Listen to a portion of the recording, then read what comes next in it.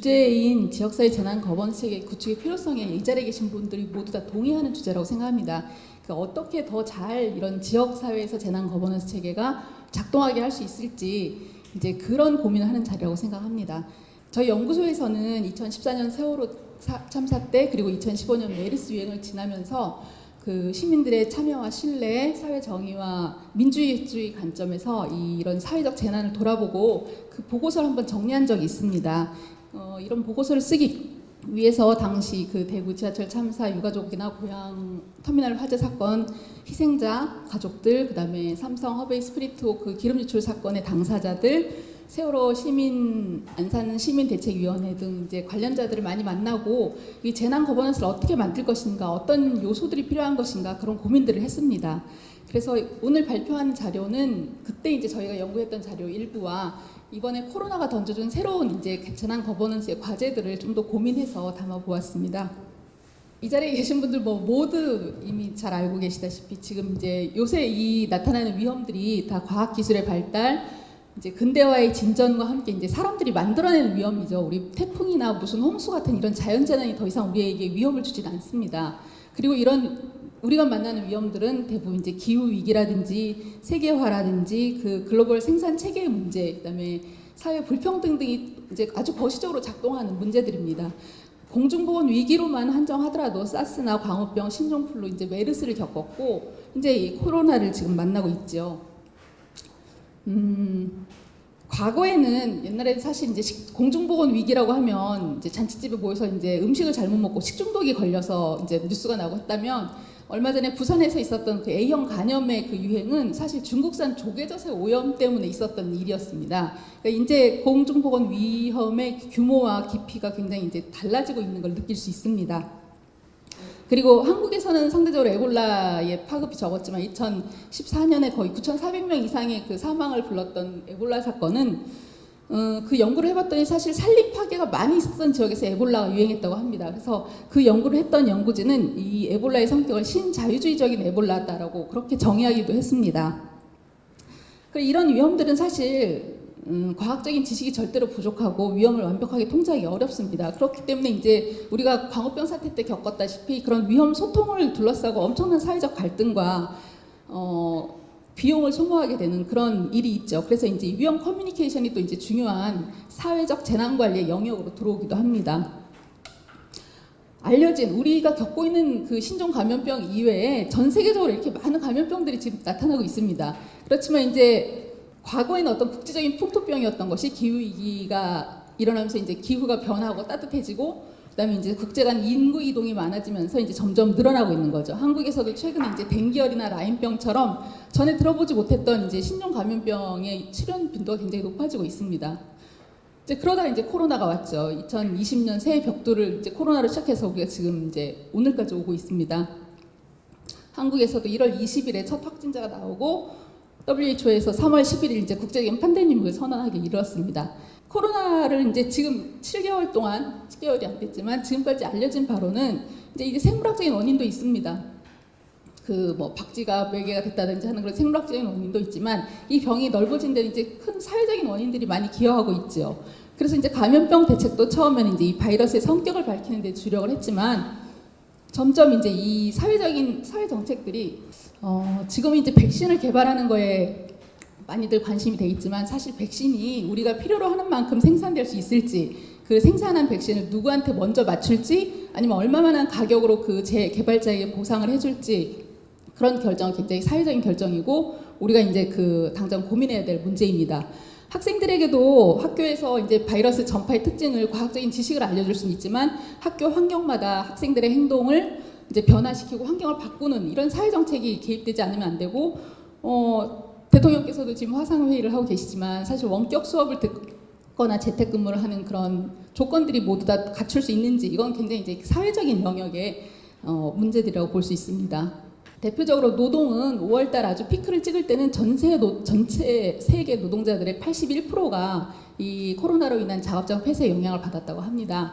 그렇지만 우리가 쿠팡물류센터나 콜센터 감염에서 보다시피 이런 사회적 거리두기가 굉장히 불완전했습니다. 일부 쉴 수 없는 노동자들이 있었다는 걸 이제 우리가 볼 수 있었습니다.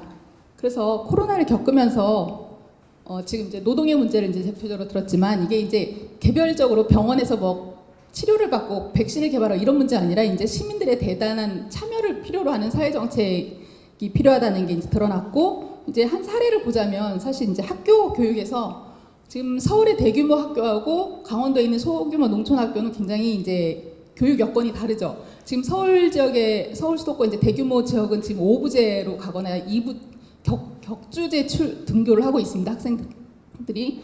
그렇지만 지금 강원도 농촌 마을은 원래 이제 학생들이 적기 때문에 거리두기가 가능해서 거기는 학생들은 매일 등교를 할 수 있대요.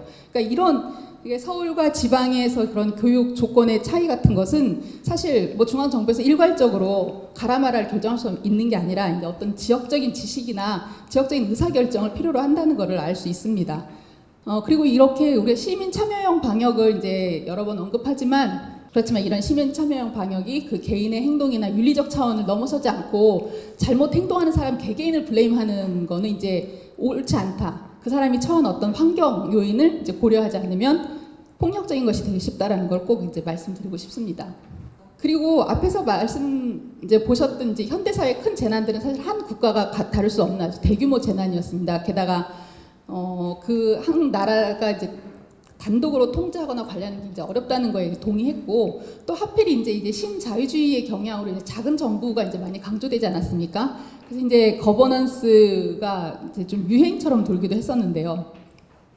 근데 또 한국은 그런 와중에 그 메르스나 세월호 때 보시면 알다시피 국가가 사실상 위험을 관리한다기보다 위험 생산의 주체가 되는 측면이 있었습니다.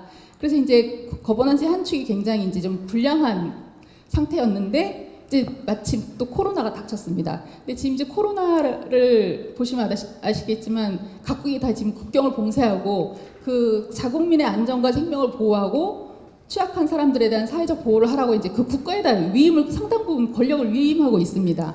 그러니까 이럴 때 국가가 자국민을 보호하고 필요한 조치를 취하는 거와 함께 지금 중요한 거는 이런 말씀드렸다시피 코로나라는 감염병은 사회정책을 요구하는데 이 사회정책에 참여할 시민들을 어떻게 영향을 있는 시민들의 참여를 얻을 수 있도록 하는지 그런 거버넌스를 만드는 그런 이제 국가의 책임까지 이중의 책임이 있다고 보입니다. 요약하자면 그 전까지는 이제 재난관리 거버넌스를 제가 주장하는 건 재난 거버넌스가 필요하다는 거고, 그러니까 재난 거버넌스 이전에 기술 관료적 패러다임이 이제 재난관리의 기본적인 패러다임이었습니다. 시민들은 사실 과학적 지식이 부족하고 감정적으로 처리하기 때문에 이제 의사결정에선 배제하고 대신 관료와 전문가들이 아주 이제 통계적으로 계량 가능한 위험을 다룬다. 이게 이제 기술 관료주의적 패러다임이었다고 한다면 이제 재난은 사회적인 것이다. 그렇기 때문에 시민들의 지식을 동원하고 전문가와 시민과 대의자들이 모두 다 같이 이제 모여서 집단적으로 의사결정을 해야 된다라는 게 이제 재난 거버넌스 패러다임입니다. 그리고 저희는 이런 코로나 위기 상황에도 역시 이런 재난 거버넌스 패러다임을 통해야지 이 위기를 해결할 수 있고 이제 더 나은 사회로 갈 수 있다는 주장을 하고 있습니다. 마침 그래서 메르스 유행이 끝나고 나서 저희 서울시장님 인터뷰했을 때 그러셨어요. 전염병이 결국 이제 시민들의 협력을 얻어야 된다고 생각합니다. 그러니까 정부가 할 수 있는 일은 한계가 있다는 거죠. 사실 우리가 무슨 수로 이 사람들 다 통제합니까? 그런 말씀을 하셨어요. 그래서 제가 서울시는 이런 이제 전례가 있기 때문에 코로나가 발생하고 나서 바로 이제 재난안전대책본부의 민간협력반도 만드시고 서울시민회의라든지 데일리 소식지를 발간하면서 일찌감치 이렇게 정보를 공유하고 서로 소통하는 거에 많이 치중하신 것 같아요. 되게 다른 지자체에서 볼 수 없는 그런 활동들입니다. 저희가 재난 거버넌스가 이렇게 이제 이론적으로 지금 이제 필요하다라는 주장을 하지만 저희는 이제 사례를 통해서 왜 이게 진짜 효과가 있나, 그러니까 이론적 생각만 하는 게 아니라 진짜 사례에서 이 필요성을 좀 찾아보았습니다. 실제로 이 재난 거버넌스 접근이 재난 대응에 실제로 힘이 있었습니다. 이 사진 보시면 아실 텐데 이게 2007년에 있었던 그 태안 일대를 뒤덮었던 그 기름 유출 사고입니다. 이건 지금 태안 일대의 갯벌과 연근을 완전히 기름으로 뒤덮이게 한 어마어마한 그 해양 사고였는데요. 사실 이 사고를 해결하는데 태안군이라든지 충청남도 단일한 지역 정부가 해결할 수는 없었죠. 그때 이제 서산 태안 환경운동본부랑 이제 지역 시민단체가 이제 여기에 결합을 합니다. 그래서 이 전국에서 몰려든 자원봉사 조직들을 이제 그 자원봉사자들을 조직하고 현장에서 필요한 물품들, 사실 이런 사고가 날 거라고 어디 매뉴얼이 있진 않았겠죠. 그러니까 매뉴얼에 없던 매뉴얼도 새로 만들어가면서 이런 이제 재난 활동을 직접 시민단체가 나와서 했습니다. 이게 당시 기름 유출 사고였는데요. 그때 이제 그 근해에 배가 다니지 못했어요. 그래서 근해 그 연근해 섬에 살던 주민들이 이제 이 사고가 겨울에 났었는데 12월에 그 기름이 없어가지고 막 춥게 떨고 있다는 소식을 듣고 마침 그 시민단체 활동가들이 그 작은 배를 몰고 가서 이제 기름을 갖다 주고 오고, 그리고 이 사고가 아직도 지금 구상권 문제 해결되지 않았는데 당시 이 마을이 막 사람들이 피해 보상 문제로 막 마을 주민들 간에 다투고 뭐 분신 자살하시고 되게 이렇게 지역 공동체가 거의 파괴되는 상황이 이르렀습니다. 이제 그럴 때 지역사회 활동가들이 아 이렇게 되면 안 되겠다, 우리 마을을 살려야 된다고 이런 문제 의식을 가지고 많은 주민들을 모아서 이제 논의도 하고 그런 활동을 이끌었습니다. 그래서 여기 지금 인용문 보시면 아시다시피 이 활동가께서 매뉴얼에 양동이로 퍼내는 그런 기준은 없다. 그래서 양동이 값은 못 주겠다. 그런 말을 하셨대요. 그래서 이분은 그냥 그래도 당장 급하니까 해수욕장 공중 화장실에 있는 양동이 갖다 퍼냈고 그다음부터 이런 바켓을 굉장히 많이 재난 구호에 활용했다. 그런 경험을 말씀하시더라고요. 예, 그리고 메르스 기억하시죠? 이게 정부에서 정보를 잘 내놓지 않았기 때문에 당시 시민들이 이런 메르스 확산 지도도 만들고 보건의료 노조에서 이제 메르스 상황판을 만들어서 확진자 현황을 이제 공개했습니다. 지금은 질병관리본부에서 이제 이런 내용은 잘 발표해주고 있죠. 그리고 당시 이제 보건의료 단체연합이라는 이제 전문가 시민단체가 이 메르스 대응에 잘못된 문제점들을 지적하고 대안을 제시하고 그런 활동들을 많이 했습니다. 안산 세월호 시민대책위원회는 제가 여러 이제 시민단체 활동들을 만나봤지만 진짜 잘 조직된 시민사회가 무엇을 할 수 있는지 보여주는 굉장히 교훈적인 활동이었다고 생각합니다. 그래서 이제 나중에는 이런 안산 천인 토론회도 만들고 뭐 세월호 안산 시민대책위원회가 했던 활동은 뭐 여러분들도 많이 잘 아실 겁니다. 거기에서 이제 만났던 활동가께서 하셨던 말씀을 저는 이제 잊을 수 없는 말씀이 있습니다. 제가 읽어보면 핵심은 능력의 문제라기보다도 절박함이에요. 바로 내 옆에서 일어나는 일이니까. 그러니까 어떤 사람은 밤잠 안 자며 그 생각을 하는 사람과 이틀에 한 번 생각하는 사람의 차이인 거죠. 그렇게 말씀하셨어요. 그러니까 안산에서 내 옆에 있는 사람들이 무슨 사고의 희생자고 막 아파하고 하는 걸 눈앞에서 보는 한 그런 지역사회 활동은 중앙에서 먼 데서 하는 것과는 다를 수밖에 없다는 그런 절박함을 말씀을 해주셨어요. 이런 사례들을 보면 제가 이제 뭐 크게 몇 가지만 들었지만 실제로 시민사회가 이렇게 참여하면 사실 이제 지리적으로나 조직적으로 이제 근접해 있으니까 적시에 개입할 수 있었고 지역사회를 잘 알고 있는 그런 아주 유연한 현장 지식들이 있지 않습니까? 공무원 사회들이 미리 뭐 매뉴얼에 준비할 수 없었다든지 외부에서는 알 수 없는 지식들 그런 걸 참여할 수 있습니다. 그다음에 사실 행정적인 관리에서는 이 지역 공동체의 장기적인 비전까지를 계획하기는 어렵지만 그 시민사회는 그런 것까지도 개입할 수 있다. 두 번째 의의는 정부의 책무성이 강화된다는 것이었습니다. 이게 사실 우리나라의 그 근대화 과정이 사실 기업과 정부의 힘이 비대하고 상대적으로 시민사회의 힘이 작았죠. 그래서 이제 정부와 기업에 대한 감시가 약한 그런 틈이 있었습니다.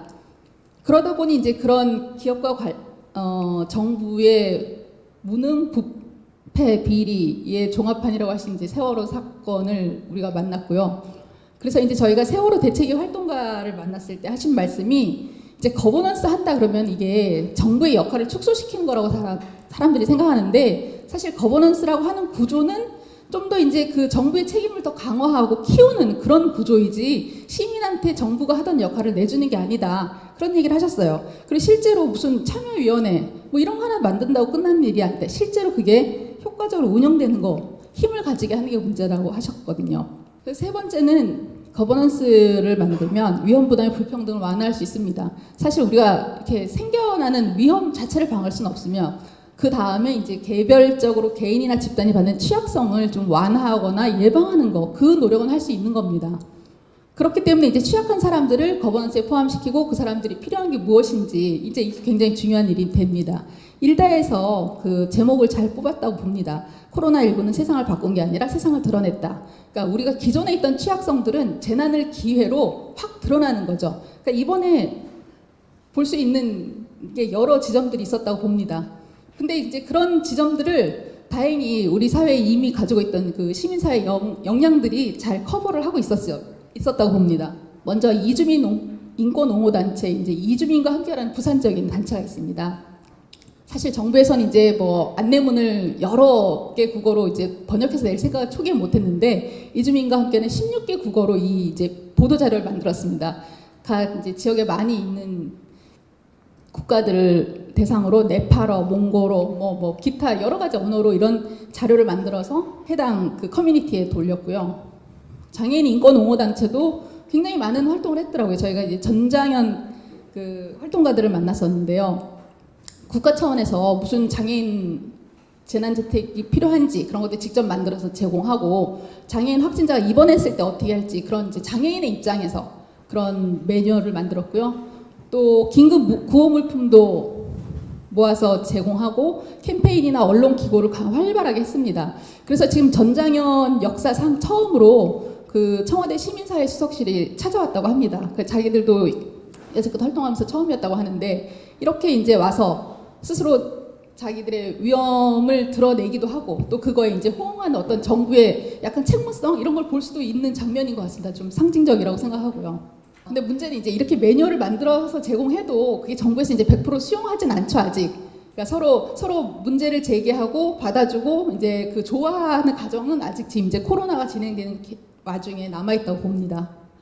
세 번째는 이제 노동조합이나 노동권 옹호 단체들의 활동인데요. 특히 이제 민주노총 이제 그런 노동자 피해 사례들 많이 수집을 했습니다. 왜냐하면 이제 갑자기 해고가 되거나 출근 정지를 당하고 이런 사례들이 갑자기 많았었고요. 그다음에 이제 직장갑질 119라고 이미 이제 코로나 이전부터 활동하던 단체가 있는데 이제 긴급 설문조사를 실시해서 막 유튜브로 그 토론회도 개최하고 했습니다. 그러니까 사실 취약성이 이미 있는 집단이긴 했지만 이런 옹호 단체들이 있으면 훨씬 더 자기들의 취약성을 문제 제기하고 또 이걸 해결하는 데 같이 힘을 모을 수 있었습니다. 거버넌스는 그 자체로 또 민주주의를 강화할 수 있습니다.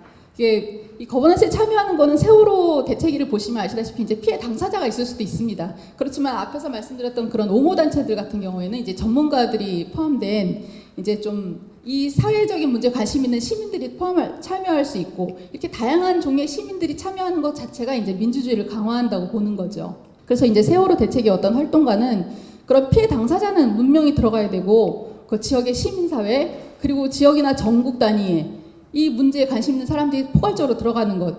그러면 이게 좀 결정 과정은 느리더라도 이게 모든 사람이 동의할 수 있는 합의를 이끌어낸다. 그러니까 이게 중요하다라는 그런 말씀을 하셨어요. 그리고 우리가 이제 대의제 하에서 국회의원이나 시도의원을 뽑지만 이 사람들이 사실 선출된 기간 동안만 임무를 하는 분들이고 이 상시적인 감시와 견제를 하지 않으면 이분들도 사실은 누군가 제대로 된 기능을 하는지 볼 수 없다. 그렇기 때문에 시민사회는 이런 사람들이 제대로 일을 할 수 있도록 그런 감시하는 역할을 해야 된다. 그래서 시민사회가 필요하고 이것이 이제 전체적으로 보면 우리 사회의 민주주의 영향을 강화한다. 그런 말씀을 해주셨었습니다.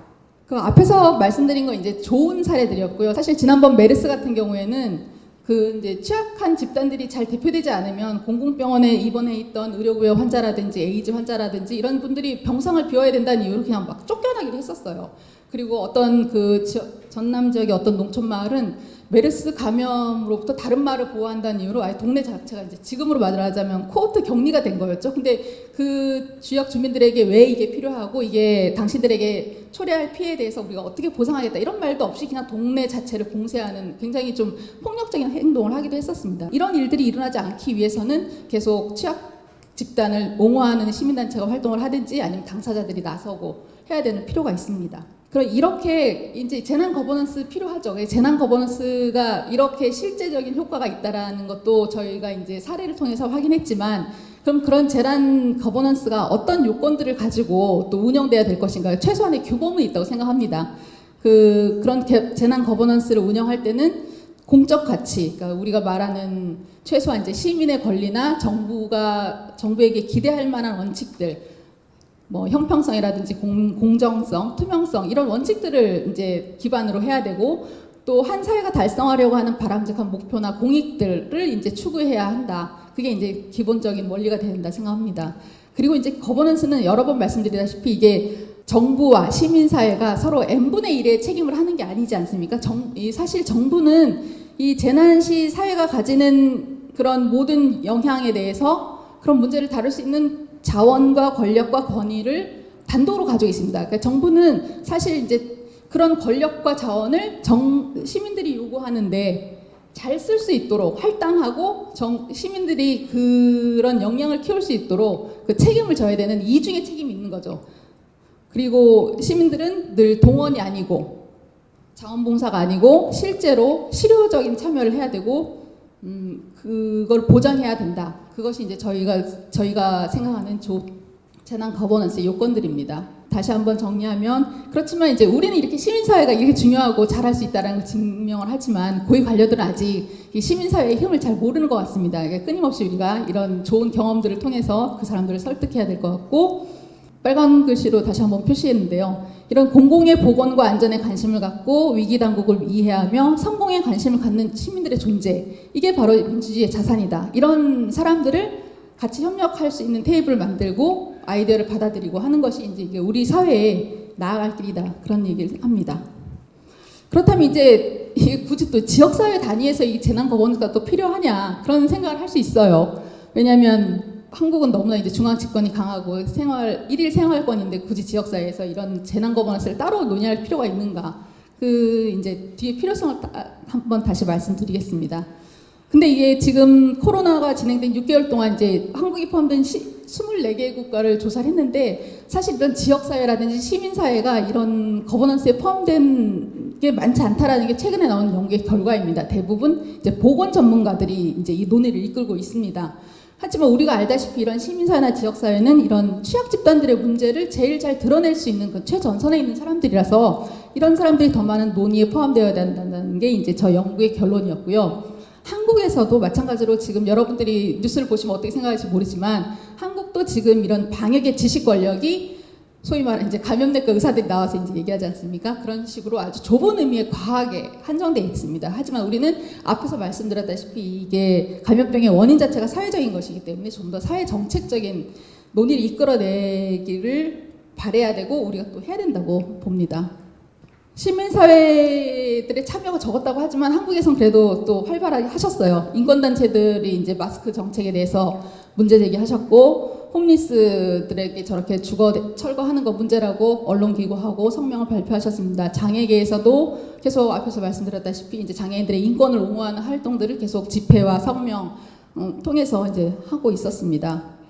그리고 4월 28일 날에는 이제 사회경제위기 대응 시민사회 대책위원회 전국에 500개 이상의 시민단체가 결합한 이제 대규모 시민대책위가 발족을 했고요. 대구에서는 사실 대구가 문제가 코로나가 많이 터졌지 않습니까? 그래서 대구에서는 대구시에서 주관을 해서 200개 이상의 이제 관변단체와 이제 대구시 산하단체들이 결합한 범시민대책위원회가 4월달에 만들어졌어요. 근데 사실상 이제 그 대구 지역에서 오래 활동한 시민단체, 인권단체들이 보기에는 이제 그게 제대로 운동을 할 수 있을까라는 생각을 하셔가지고 사실 6월달에 사회경제위기 대응 대구 공동행동이라는 별도의 지금 이제 시민 네트워크를 발족하기도 했습니다. 지금 정부가 메르스나 세월호 때 정부보다는 많이 좋아졌습니다. 개방성과 투명성 전략을 내세우고 시민사회 요구들에서 이제 발빠르게 대처하고 있는 모습을 보이고 있습니다. 코로나 환자에 대한 정보 공개나 추적 조사 많이 이제 초기부터 계속했고요. 그리고 이제 시민단체들이 노숙인, 홈리스, 불법 체류자, 아까 미등록 이주민이라고 이제 용어 바뀌었다고 하셨는데 이런 분들에 대한 보호 대책을 빨리 내놓으라고 하니까 이제 제도가 조금씩 바뀌고 있습니다. 그리고 서울시에서도 장애인 어르신 긴급 돌봄이 빠졌다라고 하니까 다시 이제 그 돌봄을 다시 시행하기도 했고요. 그 서울 시민회의라고 해서 이제 온라인 오리엔테이션을 거쳐서 이런 토론회를 하면서 그 서울시는 그래도 다른 지자체에 비해서 상대적으로 많은 좀 시민 참여의 기회 이런 걸 만들고 있습니다. 그럼에도 불구하고 이 지역사회 재난 거버넌스 이거 뭐 할 수 있을까 이게 계속 의문은 남는 것 같아요. 이 지방 정부가 그렇게 힘이 있나 뭘 할 수 있을까? 근데 생각해 보면 지방 정부가 사실상 굉장히 많은 역할을 하고 있어요. 정치적인 리더가 되기도 하고 지역사회 내에서는 굉장히 영향력 있는 구매자입니다. 보건 서비스를 직접 제공하기도 하고 기획도 하고 어떤 지역 내에서는 집행과 규제를 다 하고 있고. 일부 직접 고용을 통해서 선도적인 이제 고용제 위치를 가지고 있죠. 이게 지방 정부는 우리가 생각하는 것보다 훨씬 할 수 있는 일이 많고 큰 영향이 있다. 우리가 이제 시민사회가 그 점을 좀 염두에 두고 파트너를 해야 될 것 같아요. 그리고 무엇보다도 지방 정부한테는 이 재난 대응과 복구의 책임이 법적으로 명시되어 있습니다. 특히 이제 공중보건 위기 상황일 때는 건강 위험을 이제 미리 파악하고 그 유관된 조직들하고 네트워크를 구축해서 실제로 어떻게 환자가 생겼을 때 이제 이송하고 치료할 건지 이런 계획을 짜는 게 지방 정부에 있습니다. 그래서 재난안전관리 조직 체계를 보면 사실 중앙 정부는 이제 계획단이고 현장 실행은 다 지방 정부에 내려와 있습니다. 그러니까 지방 정부에 굉장히 우리가 요구할 것이 많다. 그 밖에도 이번 이제 코로나가 이제 지역 정부가 얼마나 중요한지, 지역 사회가 중요한지를 지금까지에 있던 재난과 다르게 잘 보여준다고 생각합니다. 왜냐하면 4가지 정도로 이유를 들었는데, 첫째로 감염병 발생이 전국적으로 동일하지 않아요. 우리나라가 뭐 큰 나라는 아니지만 보시면 아시다시피 대구 경북이 제일 컸고 지금 전남 광주 이쪽 지역은 이제 상대적으로 환자 수가 적지 않습니까? 이렇게 그러면은 내 눈앞에서 환자가 생기고 안 생기고 하는 건 이제 지역 주민의 입장에서는 굉장히 이제 생각과 기대를 다르게 하는 요인이죠. 직접적으로.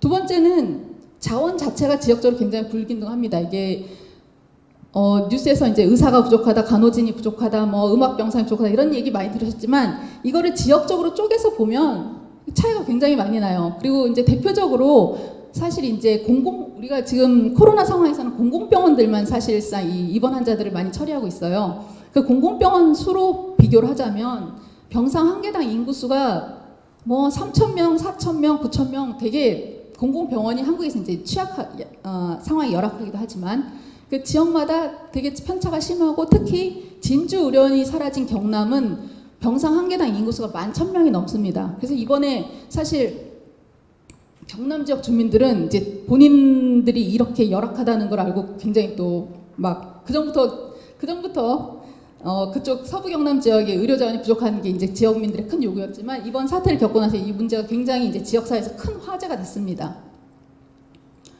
이제 음압병상 얘기 계속하지만 지금 이제 환자들이 이제 전국적으로 쌓이고 있는데 지금 시도마다 지금 병상수 남은 게 뭐 2개, 3개 이래요. 그럼 이제 내가 지금 사는 동네에서 병상수 2개 남았다. 그런 얘기 들으면 이제 알람 문자 올 때마다 이제 불안하죠. 이게 이제 환자가 포화되는 걸 이제 직접 느낄 수 있으니까요.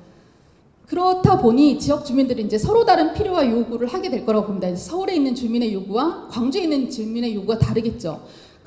처음에는 막 사실상 지자체장들의 이제 경쟁적인 이제 정보 공개, 동선 공개가 사실 문제가 됐었습니다. 근데 지금 이제 7월 1일까지 질본에서 그 정보 공개하는 그 기준을 또 새로 내가지고 최근에 나온 자료에 보면 저렇게 음식점을 어디에 몇 시에 갖다 나오지 처음에는 막 음식점 이름 다 나와가지고 장사가 그 이후로 안 되고 굉장히 어려움을 많이 호소하지 않았습니까? 그래서 그것도 이제 개선이 됐어요. 그리고 저 군부대를 동원해서 이제 거리를 소독하는 일이 서울뿐만 아니라 이제 뭐 광주, 대구, 경북, 뭐 강원도 이런 데서 있었습니다.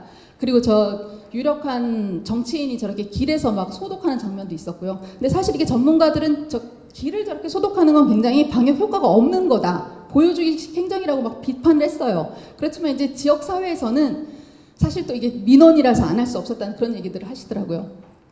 이런 상이한 주민들의 요구가 있었고요. 잘 보이실지 모르겠지만 가운데 있는 대인 소독기예요. 저희 자외선 소독기인데요. 이제 코로나가 한참 심했던 대구 지역의 어느 보건소 앞에 저게 서 있었어요. 그 사람들이 하도 코로나에 대한 위기 의식이 높으니까 저런 자외선 소독기를 거쳐야지 보건소를 들어올 수 있게 했다는 거예요. 근데 사실 저런 자외선 소독기가 굉장히 인체에 직접적으로 쬐면은 굉장히 위험합니다. 피부암을 유발할 수 있다고 하고. 근데 저렇게 뭔가 우리한테 뭘 해달라라는 그런 민원을 거부할 수 없는 지자체장은 또 저런 것도 위험한 거는 생각 충분히 못하고 그냥 같이 놓고 쓰게 되는 거죠. 그럼 만약 지역사회에서 저렇게 거리에 소독하는 거, 저런 자외선 소독기, 차단기 저거 위험한 거다라고 문제제기할 수 있으면 사실 다른 식의 필요한 조치들을 하는데 도움을 주지 않았을까 그런 생각을 합니다. 앞에서 말씀드렸다시피 경남 지역의 그 공공병원이 굉장히 적다는 게 이제 이번 코로나를 겪으면서 드러나서 그 경남 지역에서는 공공병원을 설립하는 게 이제 결정이 났어요. 그 지역민들의 수기 과정을 거치고 토론 과정을 거쳐서 민간 공동기구가 이제 이렇게 빨리 조기 신축을 위해서 힘을 내자라는 그런 이제 최근에 보도까지 있었습니다. 그러니까 이거 보시면 전체적으로 전 국민적으로 요구도 있지만 이제 지역적인 요구들도 다르고 이거에 대해서 이제 반응하는 지방 정부의 뭐 책임이랄까 뭐 역할이 또 다를 수 있다라는 사례를 볼 수 있다고 생각합니다. 그리고 이게 또 지역사회마다 그 아까 말씀드렸던 그 뭐 병상이나 의료진 얘기를 말씀드렸지만 그런 거를 동원하는 방법이 또 달라요. 그래서 그런 맥락은 뭐 어떻게 어느 한 지역사회의 모델을 전체로 확산할 수 없기 때문에 그런 거를 조정하는 능력 때문에라도 지역사회 거버넌스가 필요하다.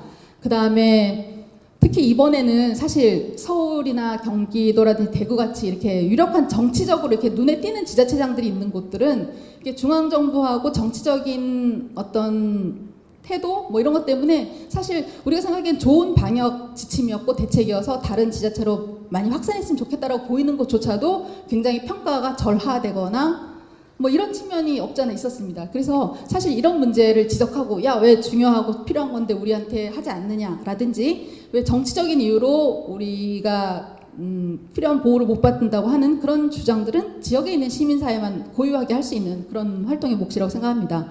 그리고 지역사회마다 아시겠지만 그 지역사회 고유의 카르텔들이 있습니다. 지역 특정 언론이라든지 학연, 뭐 종교라든지 언론이라든지 어느 지역사회나 이제 그런 힘들이 있는데 그런 세력들을 견제하고 지방정부에 협력할 수 있는 거는 그 지역사회 고유한 시민사회의 힘이라고 생각합니다.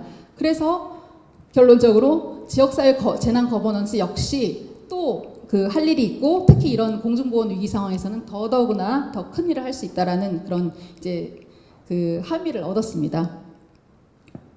지금까지 앞에 이제 재난 거버넌스에 대해서 말씀드리고 후반부 이제 지역사회 재난 거버넌스 말씀드린 거에서 이제 결론을 이제 정리하자면, 근데 아직 이제 지역사회에서의 성공의 경험은 작아요. 그래서 이제 이게 시민 참여가 필요하다라고 생각하는 많은 분들조차도 근데 좀 경험이 없다라는 얘기를 공통적으로 하십니다. 그래서 이번 기회가 우리가 시민사회에서 어떤 힘과 경험을 많이 쌓는 어떤 계기가 되어야 되고, 그래 그걸 통해서 이제 지방 정부를 또 자극할 수 있다고 생각을 합니다. 이런 지역 사회의 힘을 기르는 데는 이제 사회 전반에 이제 민주주의와 시민 참여가 이제 같이 성장해야 된다고 생각합니다. 그래서 이제 이런 거버넌스 시민 참여를 가능하게 하는 어떤 구조를 만들고, 특히 그런 구조에는 사회 취약계층, 소수자들 이런 사람들이 반드시 포함돼서 자기들의 목소리를 낼 수 있게 하는 그런 구조여야 하고, 그리고 이런 결정에 이제 직접적인 영향을 받는 사람들이 각자 참여해서 이게 이제 뭐 단기간에 막 빨리빨리 끝내는 게 아니라 서로 합의에 이르를 수 있는 그런 아주 참여적이고 협력적인 거버넌스, 그걸 구축하는 기회가 됐으면 좋겠다라는 것이 저희의 잠정적인 결론입니다. 네. 그럼 이상으로 발표를 마치겠습니다.